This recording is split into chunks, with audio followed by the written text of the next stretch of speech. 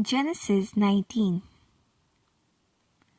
The two angels came to Sodom in the evening, and Lot was sitting in the gateway of Sodom. When Lot saw them, he rose to meet them and bowed down with his face to the ground. He said, "Please, my lords, turn aside to your servant's house and spend the night and wash your feet. Then you can rise early and go on your way." They said, "No, we will spend the night in the square." But he urged them strongly. So they turned aside to him and entered his house. And he made them a feast and baked unleavened bread, and they ate. But before they lay down, the men of the city, the men of Sodom, both young and old, all the people to the last man, surrounded the house. And they called to Lot, "Where are the men who came to you tonight? Bring them out to us, so that we may know them." Lot went out of the door to the men, shut the door after him, and said, "I beg you, my brothers, do not act so wickedly. Look, I have 2 daughters who have not known a man. Let me bring them out to you, and do to them as you please. Only do nothing to these men, for they have come under the shelter of my roof." But they replied, "Stand back." And they said, "This fellow came here as an alien, and he would play the judge. Now we will deal worse with you than with them." Then they pressed hard against the man Lot, and came near the door to break it down. But the men inside reached out their hands and brought Lot into the house with them, and shut the door. And they struck with blindness the men who were at the door of the house, both small and great, so that they were unable to find the door. Then the men said to Lot, "Have you any one else here? Sons-in-law, sons, daughters, or anyone you have in the city, bring them out of the place. For we are about to destroy this place, because the outcry against its people has become great before the Lord, and the Lord has sent us to destroy it." So Lot went out and said to his sons-in-law, who were to marry his daughters, "Up, get out of this place, for the Lord is about to destroy the city." But he seemed to his sons-in-law to be jesting.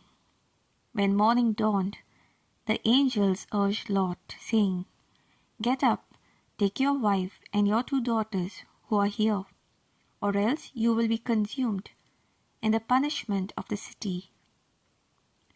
But he lingered. So the men seized him and his wife and his 2 daughters by the hand, the Lord being merciful to him, and they brought him out and left him outside the city. When they had brought them outside, they said, "Flee for your life. Do not look back or stop anywhere in the plain. Flee to the hills, or else you will be consumed." And Lot said to them, "Oh no, my lord, your servant has found favor with you, and you have shown me great kindness in saving my life, but I cannot flee to the hills for fear the disaster will overtake me and I will die. Look, that city is near enough to flee to, and it is a little one. Let me escape there. Is it not a little one? and my life will be saved." He said to him, "Very well, I grant you this favor too, and I will not overthrow the city of which you have spoken. Hurry, escape there, for I can do nothing until you arrive there." Therefore the city was called Zoar. The city had risen on the earth when Lot came to Zoar. Then the Lord rained on Sodom and Gomorrah sulphur and fire from the Lord out of heaven, and he overthrew those cities, and all the plain, and all the inhabitants of the cities, and what grew on the land. But Lot's wife behind him looked back, and she became a pillar of salt. Abraham went early in the morning to the place where he had stood before the Lord, and he looked down toward Sodom and Gomorrah, and toward all the land of the plain, and saw the smoke of the land going up like the smoke of a furnace. So it was that when God destroyed the cities of the plain, God remembered Abraham, and sent Lot out of the midst of the overthrow, when he overthrew the cities in which Lot had settled. Now Lot went up out of Zoar, and settled in the hills with his 2 daughters, for he was afraid to stay in Zoar. So he lived in a cave with his 2 daughters. And the firstborn said to the younger, "Our father is old, and there is not a man on earth to come in for us after the manner of all the world. Come, let us make our father drink wine, and we will lie with him, so that we may preserve offsprings through our father." So they made their father drink wine that night, and the firstborn went in and lay with his father. He did not know when she lay down and when she rose. On the next day the firstborn said to the younger, "Look, I lay last night with my father. Let us make him drink wine tonight also. Then you can go in and lie with him, so that we may preserve offspring through our father." So they made their father drink wine that night also.